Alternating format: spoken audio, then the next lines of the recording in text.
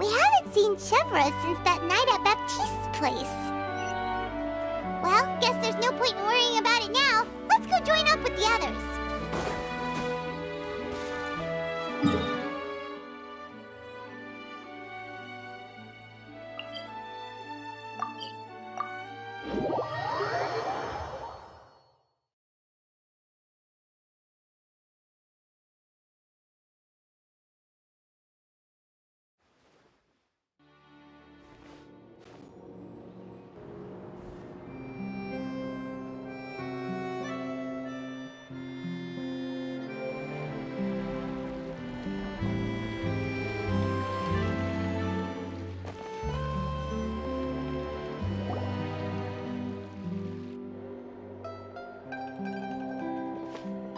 Good morning! Hayaka and I were just talking about you. Is Chevra still not joining us today? Probably not. Huh?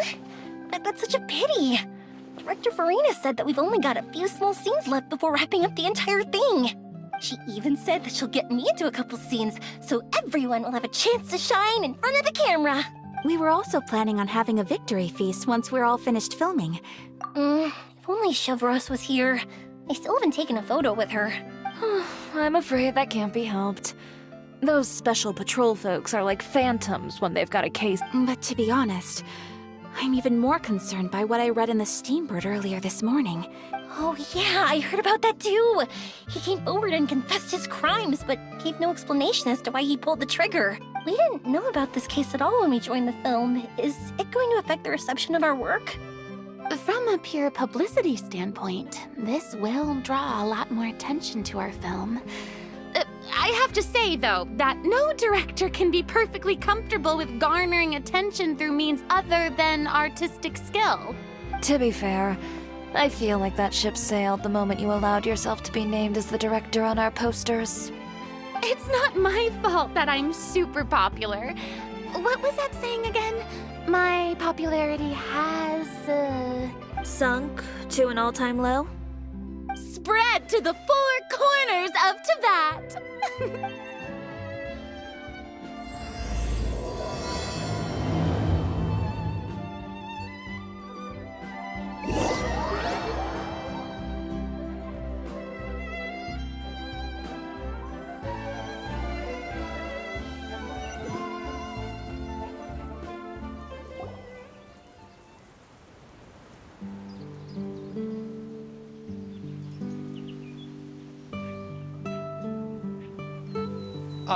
Excuse me, everyone.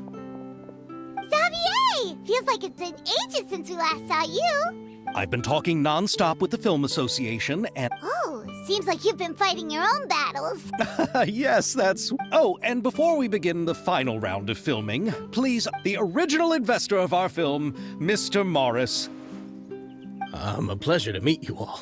Yes. Glad to make your acquaintance, Mr. Morris. Oh, well, the situation has indeed improved somewhat. Don't worry, Mr. Morris. Accidents and last-minute challenges happen all the time. The good news is that we're almost done filming now. Is that so?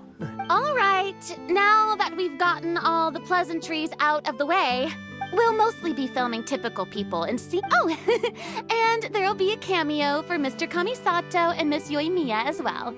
They'll be used to show outsider perspectives on the fates of the two musketeers. That's right. Ayato should be here any minute. Excellent! Then let's start with the scenery shots. Camera and clapper loader, you're up. Yep, we'll be ready. Remember, all we need are some wide zoom shots of the streets. If you happen to find some particularly lovely patches of flowers and grass, feel free to grab some close-ups of those as well. Ready? Lights! Camera! Action! Okay, now move the camera slowly. Try to focus on that flower. What's wrong? Just adjust the focal length a bit. Something the matter? Huh? But wasn't it working fine for all the days before? Veronique, can we try a different camera? No problem. How about this one? All right, let's give it another try. Lights! Camera! Action! Don't tell me. This one is broken too. Veronique, do we have any other spare ones we can use? I'm afraid we only brought these two today. What? Then go find a workshop to get them repaired right away. Oh, and you too, Bono. Go find our spare camera in the warehouse and bring it back to the set. On it. Greetings, everyone. My apologies for the delay. Is something the matter, Ayaka? It seems like there are some issues with the filming equipment today. I see. Well, let's not just stand here twiddling our thumbs. Actors, to the makeup booth. We'll start on the next scene as soon as we get a working camera.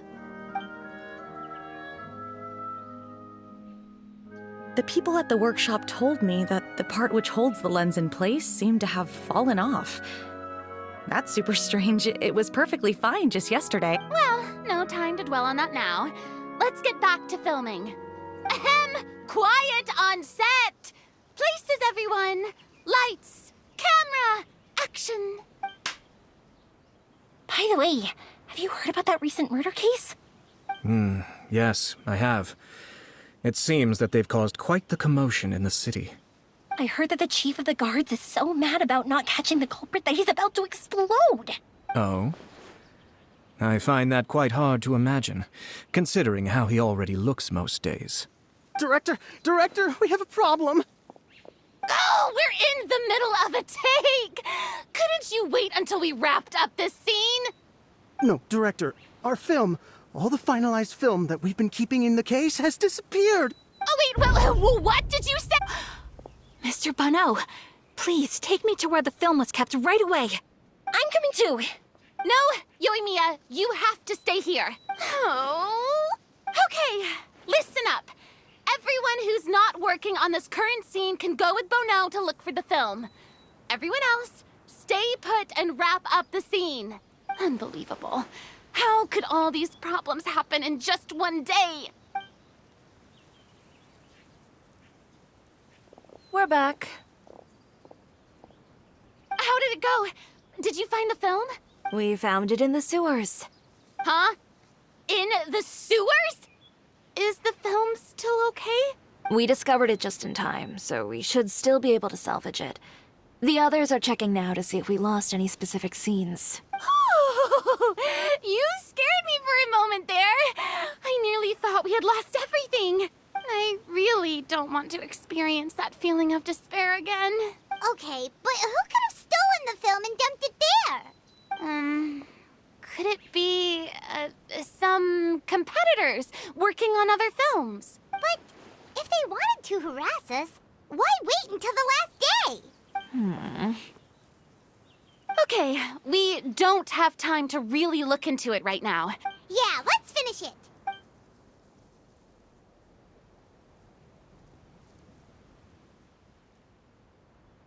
I would like to officially announce that our entry to the festival, The Two Musketeers, has now concluded filming! I'm unspent. Even though the filming process proved to be extremely challenging. And just like Director Farina, I would also like to extend my most heartfelt thanks to all of you. All right, let's save the awards speech for later. And anyway, now it's time to party! Let's all make our way to the beach and have a celebration feast so loud and fun that even the blubber beast will want in. Party, party! Paimon wants to party!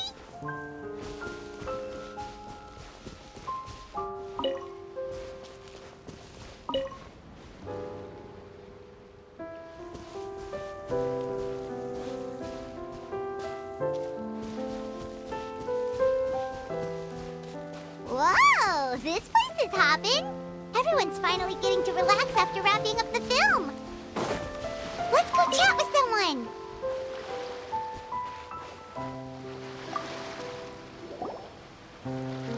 Hey, Ayato! How's your work been going? Everything went rather smoothly. Thank you for your concern. Ayato told me that we've already confirmed the dates for some Inazuma Fontaine cultural exchange events. So the next time we visit, we'll be doing so in our capacities as the representatives of the Yashiro Commission. Oh, that's great! Then maybe Paimon will be able to find Fontaine detective novels in Inazuma from now on. Oh, wait. Wouldn't Yae Miko get upset if that happens? That would be stealing some of her business. You've got a point. She's always complaining that light novels have become bland and too predictable after all. The cultural exchange won't only feature literatures of both nations, of course. We have also made plans for cross-cultural engagements in the fields of gourmet cuisine. Whoa, When the time comes, be sure to visit and participate in all the events.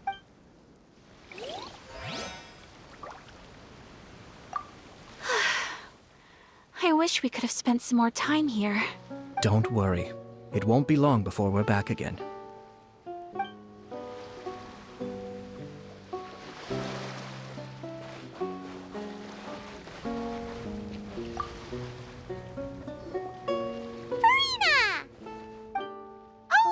My darling clapper loader and camera operator, you've both worked really hard. Paimon thinks you worked even harder than us. Honestly, Paimon was getting a little tired of playing with the clapperboard by the end of it. Worst of all, Paimon started having dreams of you shouting, "Lights, camera, action!" into Paimon's ears. The actual dream can't even start until you've yelled that. Hey, if anything, shouldn't I be more grand and delightful in your dreams? We've been through so much together, and that's how your brain remembers me? That's not Paimon's fault. Anyway, what's most important is that we've wrapped the film.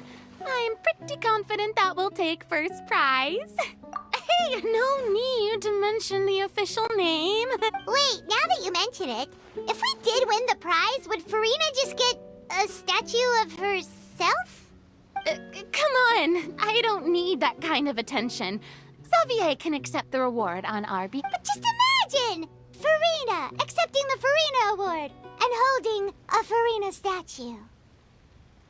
I'm going back to my dessert now. You all can keep discussing that on...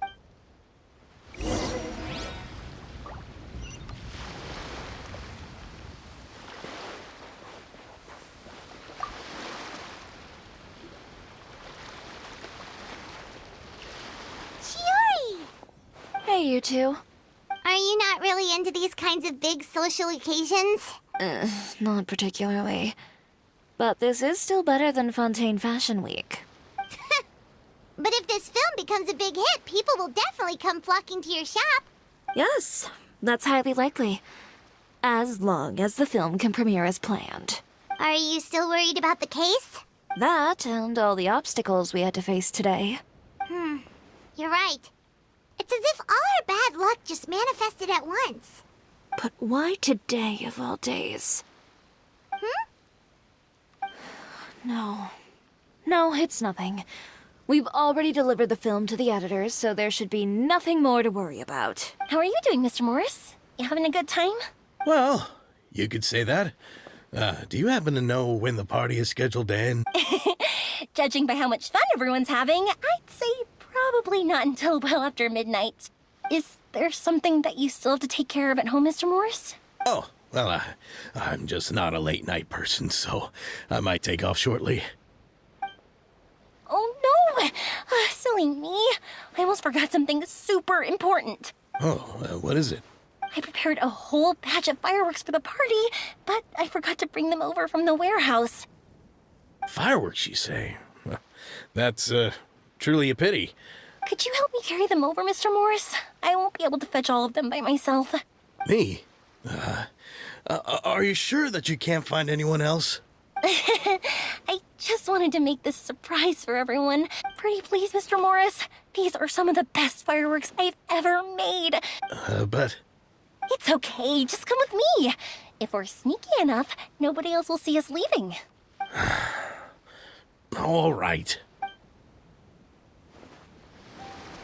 The warehouse is right over here. I moved the fireworks there in advance, so it shouldn't be too much work bringing them back. It's still a ways away from the party. Sorry about that, Mr. Morris.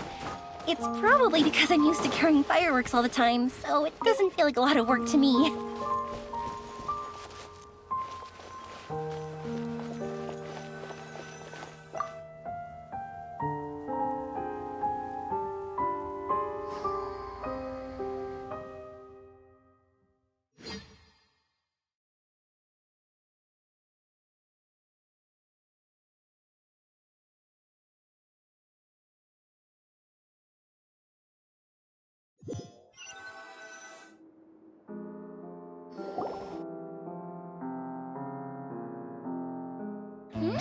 It's dark in here. Wait here, Mr. Morris. I think the light switch should be somewhere over here. Why did I have to get roped into this? What was that?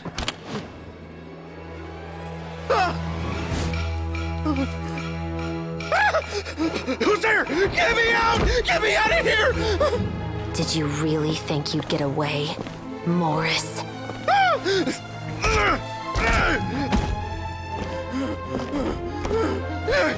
You've got the wrong guy! It wasn't me! I'm not the killer! You know, Eliza died a far more heroic death than this. She fought your assassin to the end, to save the children she had hidden beneath the floorboards.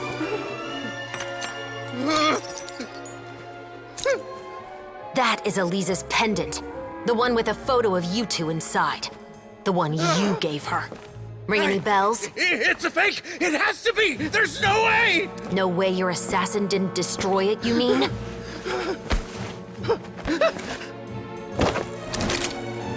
Did you ever love her, Morris? Or was killing her always the plan? No, please. Listen to me. I told Eliza to keep us a secret. I paid her plenty for her silence. I never thought she'd keep the child. Everything was gonna come out, and I had no choice. She'd force my hand. No! I'm begging you. I have money. Just name your price, please. You can keep your Mora, and you can go to hell.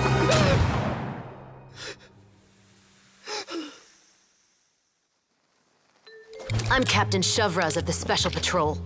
Morris, you're under arrest for Eliza's murder. Huh?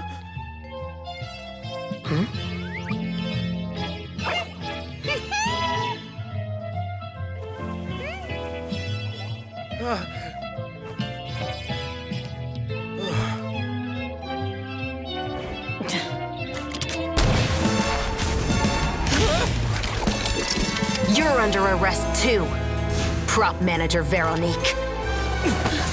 Or perhaps I should call you the Second Musketeer.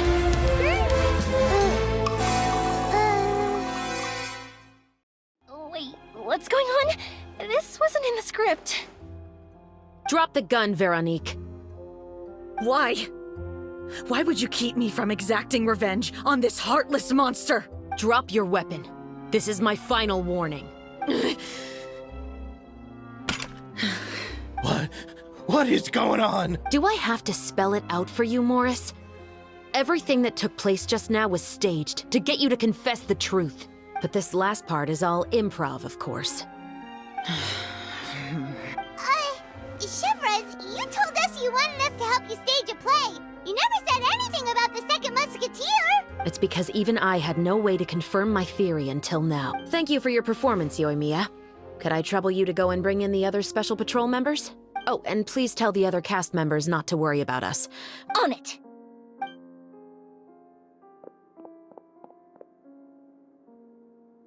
So what do you think, Morris? My patience is limited, you know. With the recording we made, you have no chance of winning in court. All right. I'll talk. I hired an assassin to murder Elisa. She once worked as a maid on my family's estate. We kept our relationship a secret and carried out an affair for some time, but if my parents ever found out, they would have stripped me of my inheritance and status, driven me out of my home. I also didn't expect Elisa to insist on bringing the pregnancy to term. She believed that you were truly in love with her. I didn't have a choice. I gave her a large sum of mora, told her to leave the family and to get rid of the baby. But then years later, she sent me a letter. There were photos of 2 children, and she even asked if I could find some time to visit them. Huh? 2 children? Paimon thought Baptiste was the only— Even if she had the children against your will, you could have just ignored the letter entirely. Why? I had just gotten engaged to be married to an heiress from another wealthy family. No. You always had a choice. Do you know how it feels to watch your mother be killed right in— My brother and I were hardly even school age yet. We were hidden beneath the floorboards. All we could do was to watch Mother try to fight back, and then collapse to the floor. Even after the assassin left, we were still too terrified to leave our hiding spot. We thought that he might come back. It was only until the next evening when we finally climbed out and gathered around our mother. But she had already become cold and stiff to the touch. You made up your mind right then and there to bring this case to light. Not only that, we resolved to get our revenge. And that's why you became the Musketeers. No, that's why I became a musketeer. The man from before was also killed by me. I figured as much. I once told these 2 that he didn't look like a killer to me. I think what really tipped me off was how... He confessed faster than any criminal I've ever met. But after the questioning ended, I disassembled the musket we dug up from his backyard. He had no idea where to even start. Based on that, I determined that he was not acting alone. He only surrendered himself to draw our attention and create a moment of opportunity for his And as expected, the second musketeer followed us with... Besides, why else would he call the novel The 2 Musketeers? But how did you know it was Veronique?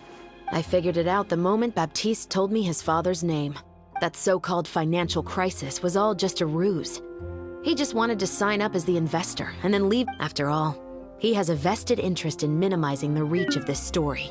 Human scum. But then Xavier pulled out all the stops and got the film made against all odds. Morris couldn't have that. With the killer in custody, he figured it was safe to act. And so he came to visit the set today, Wait, so you were behind all those mishaps today? As for the identity of the second musketeer, I assumed they'd probably stay close to Morris and look for an opening. And if they already knew that Morris was the film's investor, then that narrowed the list of potential suspects as well. Furthermore, being the props manager would allow the culprit to avoid scrutiny by purchasing mechanical parts. With that hypothesis in mind, I went back to check Baptiste's orphanage adoption records. My brother. He trusted you. As in, he trusted me to perform the deed on his behalf? He trusted you to stand on the side of— I am. I thought you could do it as well. Oh, the look on your face when you told him to go to hell. You know what he has done. Are you telling me that you'd rather see him spend the rest of his life living like a king in the fortress of Meripede? I will never be able to forget the feeling of my mother's cold, lifeless hands. I won't lie, Veronique. I did hesitate when your brother first told me about the truth. I wondered. I agonized over whether I should really put a bullet in his head. So why don't you? Because that should never be how justice is carried out in this. Perhaps, to you, justice is simply reciprocated. An eye for an eye, and a life for a life. But everyone has their own understanding of justice. If everyone were to pursue their own definition of it, there would— Today, you'll kill Morris. And tomorrow, his children may come for you. The world cannot render judgments based on a desire for revenge. Fontaine is founded on a set of laws and a standardized code of justice. But with all that said, I will promise you this. Morris will not lead a cushy life in the fortress of Meripede. Chevros, the rest of the Special Patrol is here. Thank you so much, Yoimiya. Letelier, Terena, please take them away.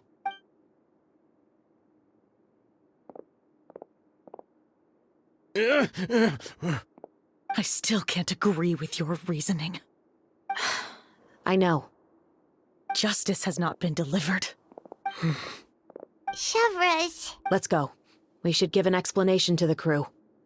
Thank you for your concern. I'm fine. I'm just thinking about the things in life that have driven people to take justice into their own hands.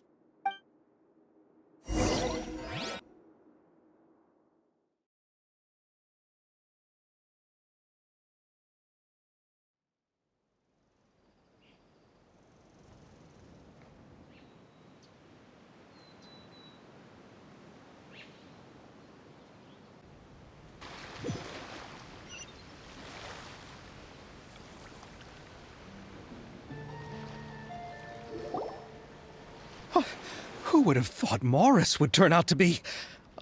I'm at a loss of words.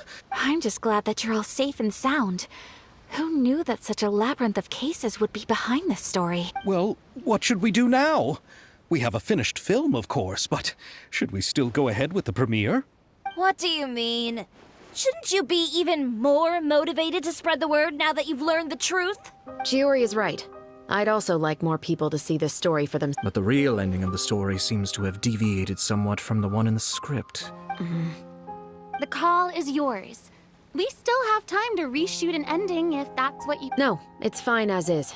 I like what we have for the catharsis. Romanticism is what gives works of art their appeal. Just like the real world, the world of stories also has its own set of rules. Sounds good to me. I support your decision. What about Veronique? Will she be okay? She will soon face her judgment alongside her brother and Morris, if I had to guess. They'll probably all be sent to the fortress of Meripede. I'll make sure to give Risley a heads up about it. Oh, you mean that kind of... Exactly. Ahem. All right, then the matter's settled. Now that everything's been taken care of, there's no reason for us to keep looking all... Let's get back to the feast and enjoy each other's company. You should join us, Chevros. You missed the first few hours of the party, didn't you? All right. Count me in. Then I'll wait for you over there. There's still some good news that I'd like to share with Chevra. Traveler, Paimon, could you wait for me by the sea after the party ends? I'd like to go on a brief walk with the two of you. Thank you very much.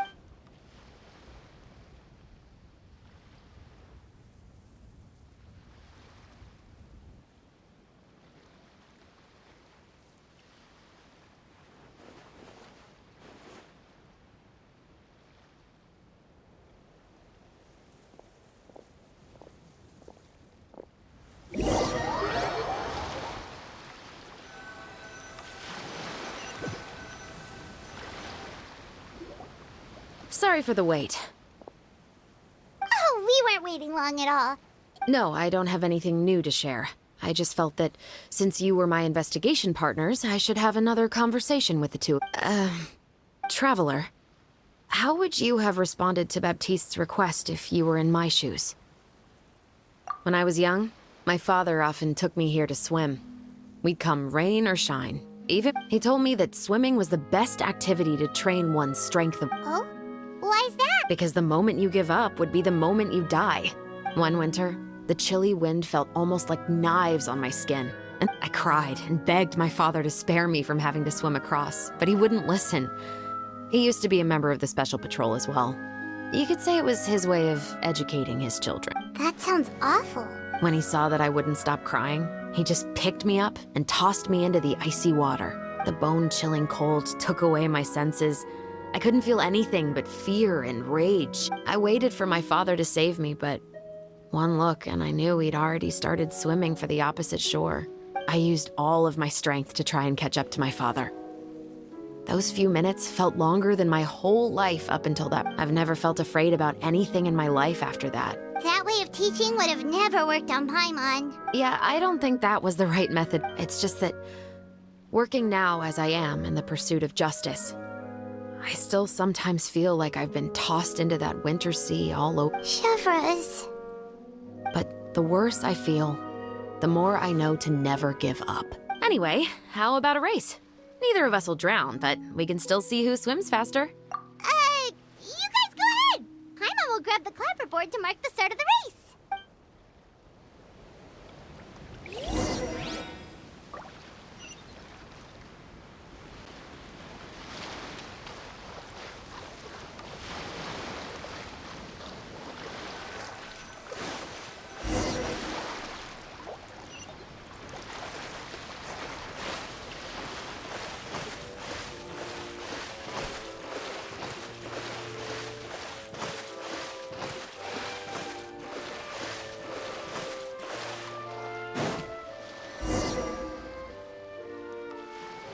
Oh, that felt good.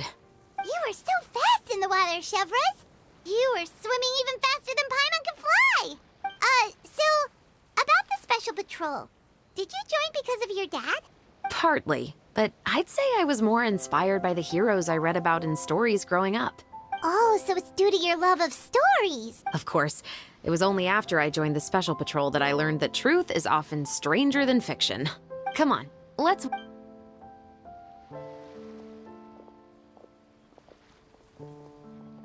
To be honest, I do sometimes question whether the decisions I make are the right ones. But I know that no matter what, I must keep swimming. Because the only thing I've got my eyes on is the shore in the distance.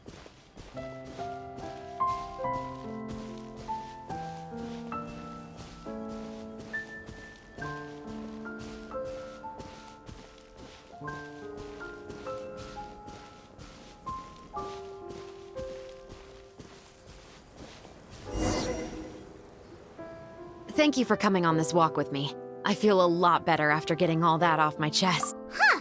We're nearly back at Baptiste's house. Huh, you're right. He really did plant a lot of flowers. Huh? Wait. Paimon, Traveler, look! The rainbow roses in the garden. They're in full bloom now.